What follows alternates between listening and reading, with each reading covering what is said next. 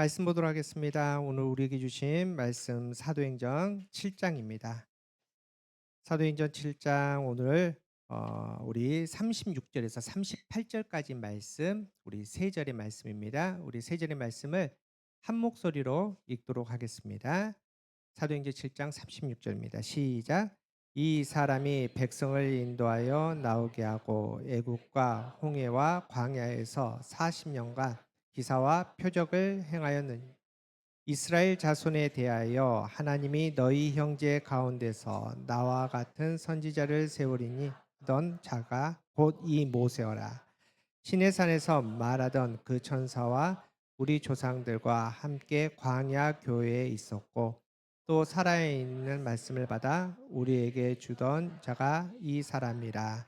이는 하나님의 말씀입니다.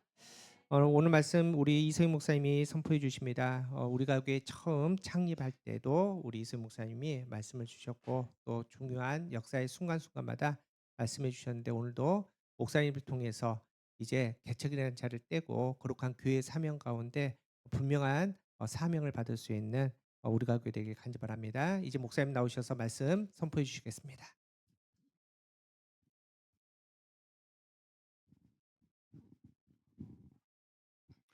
예, 할렐루야, 반갑습니다.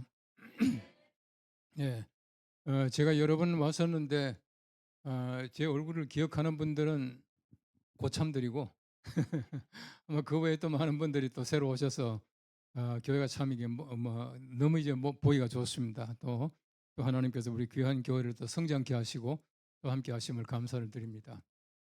어, 오늘 또 특별히 창립 3주년이 되고 또 우리 정희성 목사님 또 위임 예식이 있어서 제가 이제 정 목사님께 제가 그랬습니다. 오늘 내가 설교한다. 좀 당신은 좀 편하게 오늘 좀 지내라. 그렇게 말했습니다. 사실 우리 예식을 준비하고 우리 모든 과정을 또 이끌어가는 것은 굉장히 힘든 일인데 오늘 제가 내려오는 길에 설교 내가 할 테니까 좀 편하게 좀 예식하면 좋겠다. 제가 말씀을 드렸어요. 저도 이제 오랫동안 그 서울 연동교를 목회했잖아요. 목회를 하면서 다른 분이 한번 설교해주는 그날은 아주 기분이 좋아요. 좀 마음이 편안하고 그래서 그때 생각하면서 오늘 제가 자청해서 말씀을 전하기로 했습니다. 제가 노래 한마디 할까요? 예. 아멘 할 건 아니고 노래가요. 개울가에 올챙이 한 마리 꼬물꼬물 헤엄치다 뒷다리가 쏙 앞다리가 쏙 팔딱팔딱 개구리 됐네. 예, 1992년도에 윤현진이라고 하는 분이 그 유치원 그 교사더라고요. 이분이 만든 노래인데 한때는 많이 불러졌습니다.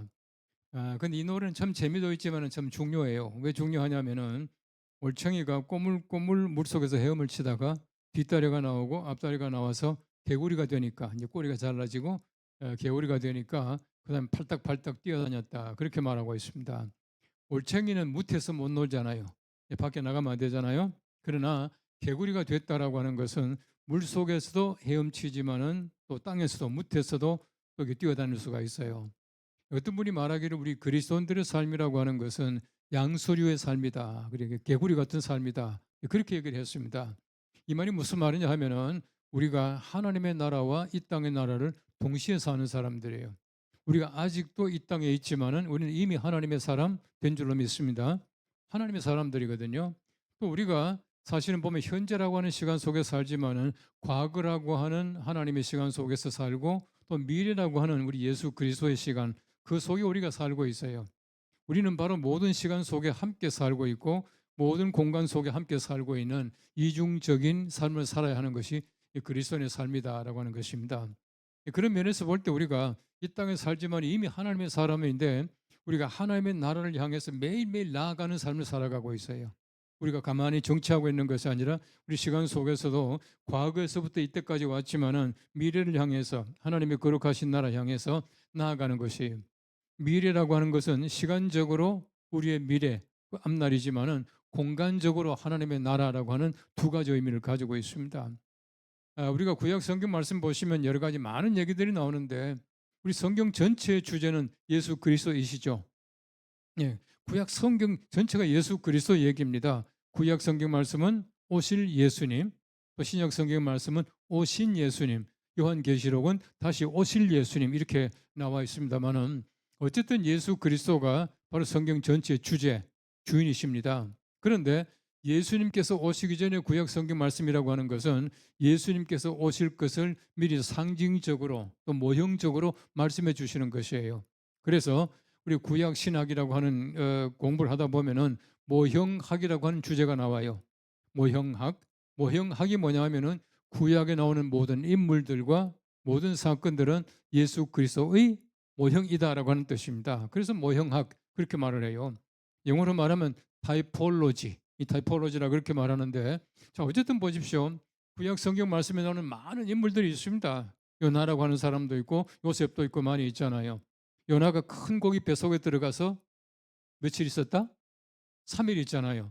3일 있었다는 얘기는 예수님께서 큰 무덤 속에 들어가서 3일 계실 것이다라고 하는 상징이다, 모형이다 그렇게 말을 하거든. 요셉을 보십시오. 요셉이라고 하는 사람은 굉장히 아버지의 사랑받는 아들이었거든요. 사랑받는 아들인데 너무 사랑을 많이 받으니까, 아버지 사랑을 너무 많이 받으니까 형들이 시기해서 죽이려고 계획을 해요. 죽이려고 구덩이에 빠졌다가, 구덩이에 빠져 있는 것을, 우리가 구덩이에 빠진 것을 두지 말고 우리가 살려주자라고 해서 다시 건져서 팔아먹어요. 팔아먹었는데 이스마엘 상인이라 그렇게 말하죠. 옛날 그 아랍 그 사람들 이스마엘 상인들에게 예수님 팔아먹어요. 우리 죽이지 말고 팔아먹자라고 해서 끄집어내 가지고 팔아먹자라고 얘기한 사람이 누구냐 하면은 그 야곱의 많은 아들 12아들 가운데서 유다라고 하는 아들이었습니다. 넷째 아들이죠. 르우벤, 시몬, 레위, 유다. 넷째 아들이에요. 넷째 아들인데 바로 유다라고 하는 사람이 우리 그 동생 팔아먹자 그렇게 말했습니다. 예수님께서는 가롯 유다에게 팔리세요. 여러분 요셉이라고 하는 사람은 성경 말씀 보시면요, 은 20에 팔려갔다 그렇게 말하고요, 예수님께서는 은 30에 팔려가셨어요. 여러분 요셉이 팔려갔다 그다음 어떡합니까? 옥살이 하죠, 종살이 하죠. 그러다가는 총리가 되어가지고 많은 사람 살리잖아요. 예수님께서 마찬가지입니다. 예수님께서 이 땅에 오셔서 많은 고난 당하시지만은 마지막에 모든 사람을 구원하실 것이다라고 하는 얘기입니다. 그래서 유다는 요셉은 예수님께서 오실 바로 그 모형, 상징적인 인물이다 그렇게 말하고 있는 것이에요. 우리 구약 성경 말씀 전체를 보시면은 모형이 많이 있는데, 여러분 잘 아시는 출애굽기라고 하는 책이 있습니다. 우리가 이제 그 성경 보시면 두 번째로 나오는 책인데 굉장히 중요한 책이고 재미있는 책이에요. 그 책에 보시면 그 전체적인 내용이 아주 간단하게 말하면 이렇습니다. 야곱이라고 하는 사람이 자기의 70명의 식솔들과 식구들과 함께 애굽으로 이민 가잖아요. 갔다가 거기에서 400년을 살면서 요셉을 알지 못하는 왕이 나와서 종살이 합니다. 아주 고된 종살이 하다가 하나님의 은혜로 말미암아 출애굽해요. 애굽에서 이제 구원받습니다. 빠져나와서 광야 생활을 합니다. 광야 생활을 하다가 요단강 건너서 가나안 땅에 들어가는 그 얘기예요. 그 얘기가 바로 출애굽기입니다. 출애굽기라고 하는 것은 뭐냐 하면은 애굽에서 빠져나와서 구원받은 사람들이 마지막에 가나안 땅에 들어가는 얘기이기 때문에 이 출애굽기라고 하는 것은 우리의 구원사, 우리가 어떻게 구원받는가라고 하는 것을 얘기해 주고 있어요. 우리가 하나님 알기 전에는 전부 세상의 종이에요. 죄의 종이라 그렇게 말하죠. 죄의 종살이 하다가 하나님의 은혜로 말미암아 구원받습니다. 출애굽하는 것이에요. 구원받고 그 다음에는 광야 생활합니다. 광야 40년의 삶을 살다가 그 다음엔 요단강 건너서 가나안 땅에 들어가요. 요단강 건너간다는 얘기 무슨 말입니까? 죽는다는 얘기입니다. 요단강 건너가만 날이 그러잖아요. 요단강 건너간다는 얘기는 죽는다는 얘기입니다. 그래서 광야 생활하다가 죽음 이후에 하나님 나라 가는 것, 이게 바로 우리의 구원의 여정이에요. 우리 모두가 다 마찬가지입니다. 그래서 개인과 인류의 구원사를 얘기하는 것이 출애굽기거든요. 근데 보시면은 이 광야라고 하는 것이 뭐냐 하면은 바로 구원받은 다음에 출애굽한 다음에 요단강 건너가기 전까지 40년의 삶이 바로 광야 생활이에요. 이 광야는 뭐냐 하면 교회입니다. 오늘 여러분들 오늘 그 성경 말씀 본문에 보십시오. 이 스데반이라고 하는 사람이 돌에 맞아 순교하기 전에 마지막으로 고별 설교하는 장면이 쭉 진행이 됩니다. 오늘 그 얘기거든요. 그 얘기 가운데서 모세를 얘기하면서 뭐라 그럽니까? 그 모세가 바로 그 사람이 자기 조상들과 함께 광야 교회에 있었고, 이게 38절 말씀 그랬죠? 광야는 교회예요. 바꿔 말하면은 광야가 뭐냐 하면 교회의 모형이고 교회 상징입니다. 교회는 뭐냐? 출애굽한 다음에 요단강 건너가기 전까지의 과정이에요. 우리로 말하면은 구원받은 다음에 죽기 전까지 함께 모여서 우리가 훈련받고 하나님 나라 들어갈 준비하는 바로 교회가 바로 광야예요. 그래서 광야를 교회라 그렇게 말하고 있습니다. 우리 지금 광야 생활하는 겁니다. 교회 생활하는 것이에요. 근데 우리 성경 말씀을 잘 보시면은 광야가 교회라고 말하고 있는데 광야 생활이 어쨌길래 교회입니까? 광야는 굉장히 중요한 교회를 얘기하고 있거든요. 여러분 성경 말씀 잘 보시면은 하나님께서 하나님의 백성들을 출애굽하게 하잖아요. 왜 하나님께서 출애굽하게 하셔요? 그들의 종살이가 불쌍해서? 아니거든요. 성경 말씀 보면 여러 번 반복해서 말하고 있습니다. 뭐라 그러냐면은 너희가 사흘 길을 가서 나의 산에서 내게 희생을 드리게 하겠다. 희생, 제사를 드리게 하겠다. 그렇게 말하고 있어요. 제사를 희생이라 그렇게 말합니다. 왜냐하면 제사는요 희생이 있어요. 그래서 3일 동안 가야 그 제사를 드리라 이렇게 말을 해요. 여러분 이스라엘 백성들 보십시오. 하나님이 제사를 굉장히 기뻐하시거든요. 하나님 제사를 얼마나 기뻐하십니까? 제사를 기뻐하신 하나님께서 홍해를 막 건너자마자 야 제사부터 드려라. 응? 제사가 제일 중요하다. 빨리 드려라. 그렇게 말하지 않거든요. 너희가 사흘 길을 가라. 사흘 길을 가서 내가 말하는 그곳에 가서 제사를 드리라. 그렇게 말하고 있어요. 이 말이 무슨 말이겠습니까? 제가 볼 때는 굉장히 중요한 말이거든요. 무슨 말이냐 하면은 하나님이 아무리 제사를 기뻐하신다고 하더라도 아무 데서나 아무렇게나 제사 드리는 것을 원하지 아니하셔요. 그래서 성경 말씀에 보시면 너희는 아무 데서나 제사 드리지 말고 그렇게 말하고 있거든요. 아무 데서나 드리는 거 원치 아니하셔요. 아무리 제사를 기뻐하시는 하나님께서도 제사를 아무 데서나 드리지 말래요. 하나님이 왜 구원하셨냐? 왜 출애굽하게 하셨냐? 간단하게 말하면 제사하게 하기 위해서, 희생을 드리게 하기 위해서 구원하셨거든요. 우리가 마찬가지입니다. 우리 구원받았다 그렇게 말하잖아요. 왜 구원받았죠? 우리가 구원받은 목적이 뭐냐면 아주 간단합니다. 제사의 목적이 미안합니다. 출애굽의 목적이 제사이듯이 우리의 구원의 목적은 땡땡이다. 예배입니다. 예배예요. 하나님께서 우리들에게 예배하게 하기 위해서 구원하신 것이에요. 예배는 그래서 중요합니다. 우리 교회에서 뭘 합니까? 아무리 많은 것을 한다고 하더라도 예배 빼먹고 하는 것은 아무 의미가 없어요. 여러분 교회 와서 여러분들이 함께 얘기하고 차 마시고 성경 공부하고 다 좋아요. 다 필요합니다. 다 필요하지만 가장 중요한 것은 바로 예배예요. 예배는 어떤 일이 있어도 예배는 절대로 우리가 마음대로 하는 것이 아니에요. 하나님께서 반드시 나의 산에 올라가서 내게 희생을 드리라, 제사 드리라 그렇게 말하고 있지 않습니까? 여러분 교회가 쇠퇴할 때 보면은요 어떤 책을 보니까 쇠퇴하는 원인이 있대요. 그것이 뭐냐 하면은 사람들이 예배보다 회의를 소중하게 생각한대.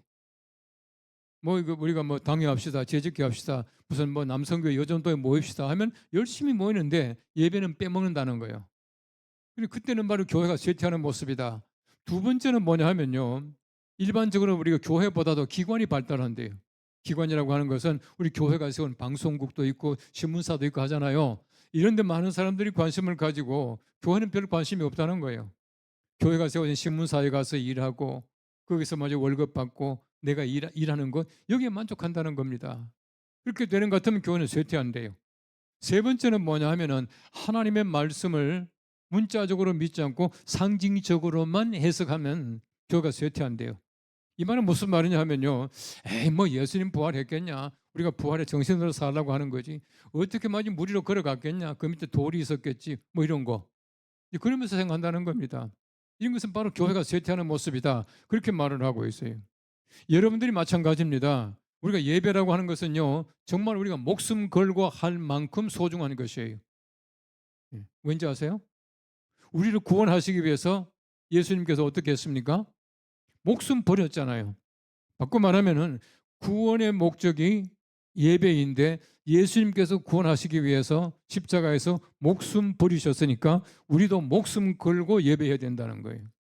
예배는 바로 그렇습니다. 예배는 정말 목숨 걸고 해야 돼요. 뭐 코로나 왔다고 해서 말이죠. 우리가 뭐 교회 가지 마라, 뭐 영상으로 예배드리자 아니거든요. 영상으로 예배드릴 때가 있어요. 우리가 움직이지 못하고 교회 못 나오면 영상 예배 얼마나 좋습니까? 그러나 우리가 교회 나와서 예배드리는 건 절대 소홀하게 생각하면 안 된다는 거예요. 예배는요, 정말 목숨 걸 만큼 소중한 것이다. 그렇게 말을 할 수가 있어요. 그만큼 예배는 중요한 겁니다. 하나님께서 바로 출애굽하게 하신 목적, 그들이 광야 생활을 시작할 때에 바로 그 목적이 뭐냐 하면은 제사, 희생이었습니다. 그리고 왜 제사를 희생이라 그렇게 말합니까? 제사할 때에 소나 양이나 염소나 비둘기 잡잖아요. 죽이잖아요. 희생이 있거든요. 근데 우리가 바로 이 예배라는 것은 바로 우리 희생이에요. 여러분들이 희생 없이 예배 못 드립니다. 교회 나올 때에 시간적인 희생이 있죠.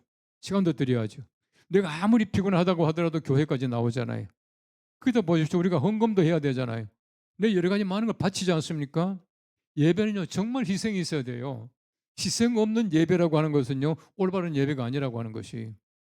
여러분들이 정말 여러분 구원받기 위해서 예수님께서 희생하셔서 피를 흘리심으로 말미암아 구원받았는데 구원의 목적인 예배를 위해서 여러분들이 정말 예배는 목숨 걸고 할 수 있는 여러분 되시기를 축복합니다. 그래서 예배는 절대 빼먹지 말고요. 즉 가끔 보면 제가 이제 목회할 때 보면은 구원받았습니다라고 말을 하면서 예배 설렁설렁 빼먹고요. 예배 소중하게 생각 안 하고요. 예배 시간에 와서 그냥 혼자서 그냥 졸다가 집에 가는 사람이 있어요. 저는 가끔 그런 얘기를 합니다. 그런 분들은 나는 구원받지 못했다. 의심해 보시라고 그런 얘기를 해요. 구원받은 사람은 예배 진짜 목숨을 겁니다. 이것이야말로 우리 광야 생활의 가장 중요한 목적이다라고 하는 것이에요. 우리가 출애굽기를 쭉 보시면요, 제가 뭐 오늘 출애굽기 다 하려면 뭐 한도 없이 시간이 많이 요합니다만은 간단하게 말하면은 20장에 보시면은 십계명 얘기 나오죠. 모세가 이제 호렙산에 올라가서 이제 십계명 두 돌비를 가지고 내려오잖아요. 십계명이 뭡니까? 십계명은 간단하게 말하면 하나님의 말씀이에요. 하나님의 명령이고 말씀입니다. 하나님 말씀인데 하나님께서 그 말씀을 주시면서 굉장히 중요하게 생각하시는 거예요. 이 말씀을 꼭 백성들에게 다 알려주라 그렇게 말하고 있어요. 그런데 보세요. 이스라엘 백성들이 십계명 먼저 받고 하나님께서 야 이거 잘 지키면 내가 널 출애굽시켜 줄게 그랬습니까? 아니에요. 무슨 말이냐면요. 하나님께서 먼저 율법을 주시고 잘 지키면은 구원받게 하시는 것이 아니라 구원받은 사람들에게 주신 것이 율법이에요. 십계명은요. 구원의 조건이 아니고 출애굽의 조건이 아니고 출애굽의 결과입니다. 이 말이 무슨 말이냐 하면요. 우리가 예수 믿고 구원받은 사람들에는 반드시 율법이 필요하다는 것이. 어떤 분은 말합니다. 구원받았으면요 11조 필요 없다고. 무슨 뭐 교회 가는 거 필요 없다고. 이미 구원받았으면요 아무것도 안 해도 괜찮다. 이런 분이 계셔요. 이건 제가 볼 때는요 100% 이단입니다. 구원파가 그런 얘기를 합니다. 근데 그건 아니에요. 보세요. 하나님께서는요 출애굽시킨 사람들에게 십계명 주시거든요. 이 말은 뭐냐면 너희가 출애굽했으니까 구원 받았으니까 율법 지켜라 말씀을 주시는 것이. 그요. 그러니까 한번 생각해 보십시오. 구원받지 못한 사람 그 사람들에게 하나님 말씀 필요합니까? 구원받지 못했으면 율법도 필요 없어요. 말씀도 필요 없습니다. 구원받은 사람들에게는요 반드시 말씀이 필요해요. 십계명 보십시오. 두 돌비가 있잖아요. 1계명부터 4계명까지는 하나님께 대한 계명, 5계명부터 10계명까지는 사람에 대한 계명 나눠져 있거든요. 근데 보시면요. 말씀 하나하나가요. 얼마나 중요한지 몰라요. 왜 중요하냐 하면은 보세요. 예를 들어 가지고 하나님의 말씀의 가치라고 하는 것은요. 중요하고 중요하지 않는 게 없어요. 다 중요합니다. 무슨 말인지 한번 보십시오. 내 부모를 공경하라. 그다음에 6계명 보면 살인하지 말라 이렇게 나오잖아요. 여러분 살인하지 말라. 살인했다면 엄청나게 큰 죄거든요. 사람들이 볼 때는. 그죠? 살인했다 하면요. 적어도 한 15년은 살아야 돼요. 근데 보세요. 그다음에 내 옷을 탐내지 말라. 마지막에는 이웃에 대해서 거짓 증거하지 말라. 거짓말하지 말라 나오잖아. 거짓 증거하지 말라도 한 계명이죠. 맞습니까? 살인하지 말라도 한 계명이죠. 우리 사람들이 볼 때는요 가치를 생각해요. 살인은 큰 죄요. 거짓말은요 예사로 할 수 있는 별로 큰 죄가 아니에요. 그런데 하나님 입장에서 볼 때는요, 똑같이 한 계명이에요. 살인한 거나 거짓말한 거나 하나님 앞에서 볼 때는 똑같은 비중을 가지고 있는 죄라는 거예요. 이게 하나님의 생각과 우리 생각이 달라요. 우린 너무 하나님의 말씀을요, 경중을 따져요. 이거는 중요한 말씀이고 이거는 중요치 않은 말씀이다 라고 하는데 절대 그렇지 않습니다. 하나님 말씀 전체가 아주 소중하고 우리가 꼭 지켜야 할 하나님의 명령이다 라고 하는 사실을 꼭 기억하시고요. 작은 계명 하나라도 허투루 생각하지 마시고 잘 지킬 수 있기를 바랍니다. 예. 레위기 4장 말씀 보십시오. 레위기 4장 보시면 이렇게 말합니다. 너희 가운데 제사장이, 너희 가운데 평민이, 너희 가운데 아무개가 쭉 얘기를 하면서요, 4번 나와요. 레위기 4장에 너희 가운데 아무개가 작은 계명 하나라도 범하였으면 그들은 수 양을 잡을 것이요, 또 수 소를 잡을 것이요, 수 염소를 잡을 것이요, 이렇게 말을 해요. 작은 계명 하나라도 어기게 되면 소를 잡으래요. 이 잡는다는 말이 무슨 말입니까? 죽인다는 말입니다. 내가 작은 계명 하나님 말씀 어겼잖아요. 어겼으면 어떻게 하느냐 하면은 소를 잡아야 돼. 죽여야 돼. 왜 죽입니까? 그렇게 해야지 내가 말씀 어긴 죄를 사함받는 것이에요. 무섭죠? 굉장히 중요한 말씀입니다. 근데 보십시오. 하나님께서요, 우리 사람들을 얼마나 사랑하시는지 하나님이 사랑하는 사람을 죽이는 대신에 소 죽고 양 죽고 염소 죽게 만드시는 것이 감사하죠? 감사하지만은 우리가 작은 계명 하나도 어기게 되면은 정말 내가 죽을 만큼 잘못한 거다 생각하시면 옳아요. 작은 계명 하나를 어기게 되면 내가 죽을 만큼 잘못한 거예요. 그럼 성경책을 보시면은 구약 39권, 신약 27권, 66권이죠. 그건 알죠? 거기다가 신구약 전체가 몇 장이에요? 장절이 있잖아요. 1189장입니다. 예? 1189장 몇 절이에요? 예. 그건 몰라도 천당 가는데 아무 문제가 없습니다. 예. 그건 아는 것도 재미있어요. 성경은요, 66권 1189장 31,102절이에요. 자, 근데 보십시오. 31,102절이라고 하는 그 많은 절 가운데서 제일 중요한 절이 뭔지 아세요? 어느 절이 제일 중요하겠어요? 아마 여러분 마음속에는 요한복음 3장 16절 그런 분이 혹시 계실지 몰라요. 그 참 중요한, 정말 좋은 절입니다. 그런데 우리가 31,102절 가운데서 가장 중요한 절은 바로 이 절입니다. 태초에 하나님의 천지를 창조하시니라. 창세기 1장 1절에. 창세기 1장 1절 1절을 믿지 못하게 된다면요, 31,102절 전체를 믿지 못해요. 한번 생각해 보십시오. 하나님의 존재, 우리 믿음의 존재가 있지 않습니까? 우리 믿음의 존재가 있어요. 믿음의 대상이 있습니다. 바로 그분이 하나님이셔요. 이분은 하나님은 태초에 바로 무시간적으로 살아가신 그 영원한 분이에요. 바로 그분이 천지를 창조하셨다는 거예요. 창조주이시거든요. 어떤 분이 창조하겠습니까? 하나님이 창조하셨죠. 여러분, 제가 아는 어떤 분이요, 그분 참 부끄럽고 미안하게도 목사님인데, 한 분은 그래요. 자기는 사도신경 고백하면서 동정녀 마리아에게서 나시고 이거는 못하겠다는 거야. 그리고 왜 못하겠냐 물어보니까 다른 건 다 믿어지는데 동정녀가 탄생했다는 것은 그건 믿어지지 않는데 처녀가 어떻게 아기를 낳느냐는 거예요. 제가 그랬습니다. 그분한테 당신은 진짜 이상한 사람이라고. 아니, 나는 전능하신 하나님 아버지 천지의 창조주를 믿습니다. 이거 제매 우리 사도신경 나오잖아요. 사도신경에 전능하신 하나님 아버지를 믿는 사람이 어떻게 동정녀 탄생을 못 믿겠냐고. 여러분, 사도신경이라고 하는 것은 전체를 다 믿든 전체를 다 못 믿든 둘 중에 하나입니다.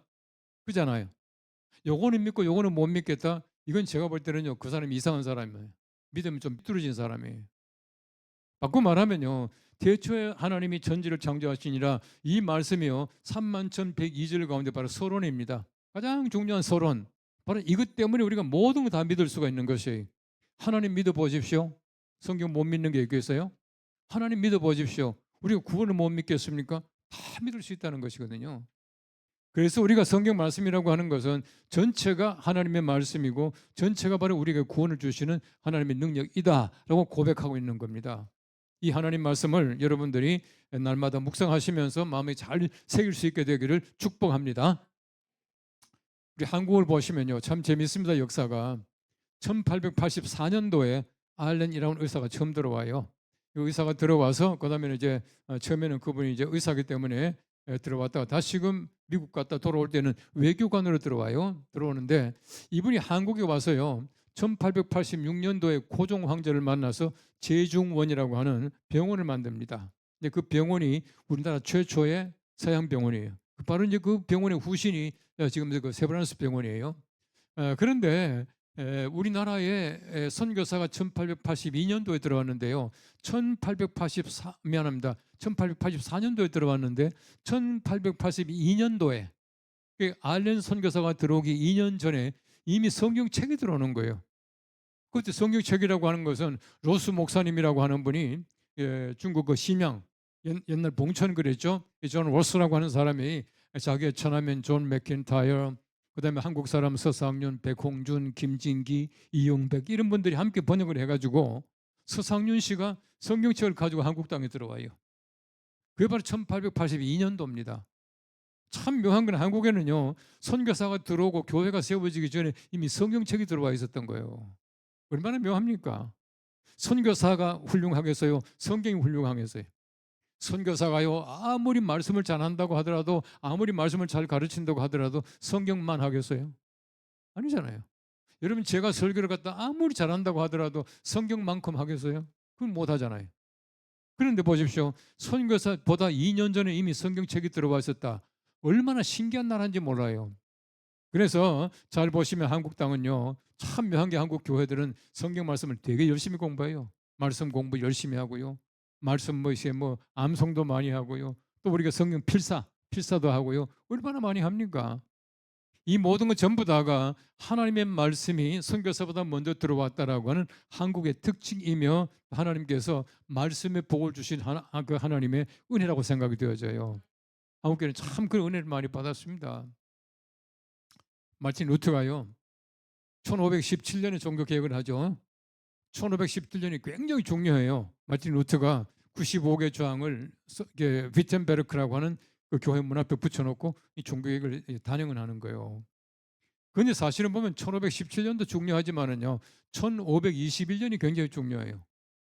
1521년이 왜 중요하냐면은 1521년에 마틴 루터가 워름스라고 하는 국회에 소환을 당하게 됩니다. 거기서 이제 재판을 받고 그때 이제 교황이 직접 재판했거든요. 재판하면서 마틴 루터를 파문시켜요. 여러분 그 당시에 파문이라고 하는 것은 굉장히 그 뭐 엄청난 벌이에요. 왜 벌이냐 하면은 파문을 당하게 되면은 그 나라에서 모든 공민권을 박탈당해요. 공민권이 뭔지 알죠? 우리가 대한민국 국민이잖아요. 대한민국 국민 같으면요, 내가 아프면은 저 119 불러가지고 병원에도 가고요. 또 내가 피해를 당하면 경찰이 와서 보호해주고요. 다 하잖아, 그죠? 근데 공민권이 박탈당하면요, 아무것도 할 수가 없어요. 누가 때려도요, 경찰이 안 와요. 아무리 다쳐도 병원에 못 가요. 심지어 상점에 가서 물건을 못 사요. 파문당했다 하는 것은 그 당시로서는요, 완전히 죽음입니다. 이 파문당하는 벌을 받거든요.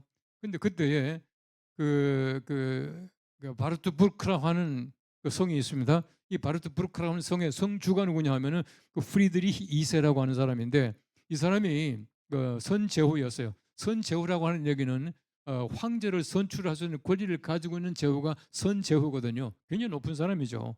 이 사람이 쉽게 말하면 그뭐 연극을 합니다. 그 이제 꿈입니다. 꾸며가지고 마틴 루터를 이제 가는데요. 납치해듯이 이제 데려가요. 그러니까 다른 사람들이 볼 때는 루터가 납치를 당했다 그랬는데 사실은 그 프리드리 2세라고 하는 사람이 루터를 납치해가지고 자기 성에 데려가요. 바르트부르크라는 그 성에 들어가서 방을 하나 줍니다. 이 방에서 기거하십시오라고 하면서 근데 그 방이 뭐냐 하면요 루터 스투비에라고 해가지고 루터의 방이라고 하는 이름이 붙어 있는 방이에요. 근데 거기서 이제 마틴 루터가 성경 번역을 시작하잖아요. 이 성경 번역을 시작했는데요. 그 당시까지만 하더라도 성경이라고 하는 것이 구약은 히브리어, 신약은 헬라어, 그다음에는 라틴어. 바로 이거밖에 없었어요. 독일어가 성경 없는 거예요. 일반 평민들은 성경을 못 봅니다. 우리 식으로 말하면요. 헬라어나 히브리어나 라틴말 있고 한국 성경 없으면 어떻게 보겠어요? 그런데 마틴 루터가 거기서 독일의 성경을 번역해요. 번역해서 바로 구월 성경이라고 하는 성경을 이제 출간합니다. 그렇게 해서 모든 예수 믿는 사람들이 독일어로 된 성경을 보게 만들었어요. 이게 언제냐 하면 1521년이에요. 제가 볼 때는요, 사실은 모든 예수 믿는 사람들에게 성경을 다 가질 수 있도록 만든 바로 그 해가 진짜 종교 개혁이라고 생각돼요. 하나님의 말씀 없이는 절대 안 되거든요. 그렇기 때문에 1517년도 중요하지만은 1521년이 제가 볼 때는 더 중요하다. 이제 그렇게 보는 것이에요. 여러분들이 정말 우리가 교회가 말씀 없이는 안 되잖아요. 하나님의 말씀 중심의 교회가 될 수 있기를 축복합니다. 그다음 우리가 그 출애기 25장 이하에 보시면은 성막 짓는 얘기가 나와요. 그럼 성막 보십시오. 하나님께서 모세에게 이렇게 지어라 이렇게 지어라 하니까 성경 말씀 보시면은 계속 나오는 말이 뭐냐 하면은 모세가 여호와의 말씀대로 준행하였더라 이렇게 나와요. 하나님 말씀대로 짓는 겁니다. 하나님 이렇게 지어라 저렇게 지어라 합니다. 근데 보시면은 성막은요 초라하기 짝이 없는 조그마한 집이에요. 얼마나 작은지 아세요? 성막 길이가요 100규빗이었습니다. 규빗 아시죠? 규빗이라고 하는 것은 우리 성인의 발꿈치에서부터 요 손끝까지 요게 한 규빗이에요. 그러니까 규빗은 다 달라요. 제 규빗은 좀 짧아요. 어쨌든 보십시오. 우리가 넓게 잡아도요 이 규빗이라고 하는 것이 50cm로 봅니다. 50cm로. 그래서 우리가 100규빗 같으면 50m잖아요. 그다음에 너비가 얼마냐? 50규빗이었거든요. 100m, 200 미안합니다. 50m, 25m짜리가 바로 이 성막이었어요. 하나님이 그걸 얼마나 기뻐하셨는지요. 하나님께서 말씀하시기를 내가 그곳에서 너희들을 만나겠다라고 말할 만큼 하나님께서는 성막을요 진짜 기뻐하셨어요. 그런데 보십시오.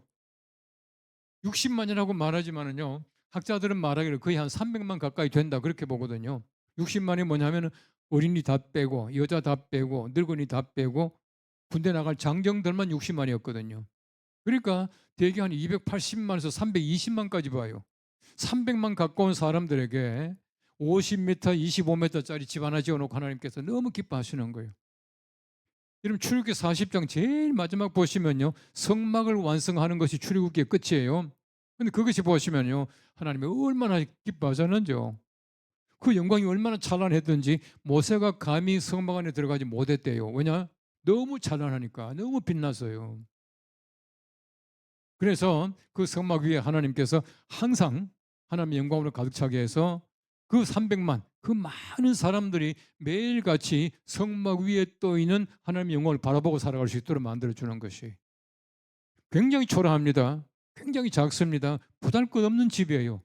그럼에도 불구하고 하나님의 집이기 때문에 하나님께서 그렇게 좋아하시는 거예요. 너무 찬란한 영광이 있는 거예요. 여러분의 교회가 마찬가지입니다. 여러분 교회라고 하는 것은 건물이 아니거든요. 교회가 바깥으로 나와서 잘하는 건물을 짓고요. 뼈독탑을 만들고 십자가를 걸고 이거는 313년에 콘스탄티누스 그 대왕이 기독교를 공인한 다음부터 그렇게 생긴 거예요. 그 전까지 교회라고 하는 것은요. 조그마한 집이었습니다. 집에서 예배 드리는 것이에요. 예루살렘 교회가 마가의 다락방이잖아요. 라우디게아 교회는 눈바라고 하는 사람의 집이었거든요. 에베소 교회는 브리스길라 아굴라의 집이었었어요. 골로새 교회는요. 누구죠? 또 생각이 안 나니? 그 사람의 집이었거든요. 고린도 교회는 가요의 집이었어요. 예, 빌레몬의 집입니다. 골로새 교회는 빌레몬의 집이었어요. 여러분 그 당시 조그마한 집이요 교회였거든요. 교회가 볼품이 없었습니다. 그러나 바로 그 교회가 얼마나 위대하고 하나님이 사랑하시는 집이었습니까? 그죠? 우리가 교회 마찬가지입니다. 여러분의 교회는 큰 건물 자랑할 것이 아니에요. 얼마나 아름답습니까? 여러분이 느꼈는지 모르지만은요. 사실은 오늘 제가 아침 일찍 왔거든요. 일찍 와서 딱 들어오는데요. 눈물이 픽 나더라고. 너무너무 아름다웠어요. 예. 우리 뭐 여러분들 정말 우리 목사님과 여러분들이 정말 수고하여 만든 이 아름다운 이 교회를 보니까요. 진짜 눈물이 나더라고. 얼마나 아름다운 집입니까? 여러분 교회라고 하는 것은 그 속에 말씀의 생명이 있고 그 속에 하나님의 사람들이 살아가는 아름다운 그리스도의 모습이 있는 것이지 건물이 아니에요. 그래서 우리가 성경 말씀 보십시오. 제가 말씀드린 대로 광야는 교회의 상징인데 그 성막이라고 하는 것이 그렇게 초라했지만은 이스라엘 백성들의 삶의 중심은 성막이었었어요. 12지파잖아요. 12지파가 동서남북의 세 지파씩 12지파가 성막을 둘러싸고 있다가 성막 따라 움직이는 거예요. 성막 가면 나도 가고요. 성막이 있으면 나도 쓰고 이렇게 했었어요. 성막 중심의 삶입니다. 여러분들이 교회 중심의 삶을 살고 여러분의 교회가 정말 하나님께서 기뻐하시는 귀한 교회가 될 수 있다면 정말 여러분께서 하나님께 영광 거두시는 귀한 인물들입니다. 신학적으로 말하면요, 교회는 건물이 아니라 하나님의 백성이다 그렇게 말합니다. 하나님의 백성이 교회예요. 건물은 아무것도 아니에요. 건물이 있다가도 없을 수가 있고요. 얼마든지 달라질 수 있지만 하나님의 사람들, 하나님의 백성들이 바로 교회입니다. 더 우리 구체적으로 말하면 교회가 무엇이냐, 우리가 교회가 무엇이냐, 우리가 교회예요. 내가 교회다. 여러분들이 바로 교회입니다. 여러분 한 분 한 분이요 세상에 나가서 우리가 교회의 모습을 다른 사람들에게 알려줘야 되는 것이 정말 예수 믿는 사람답게 살아갈 때에 우리가 교회 하나님의 교회를 인정하고요.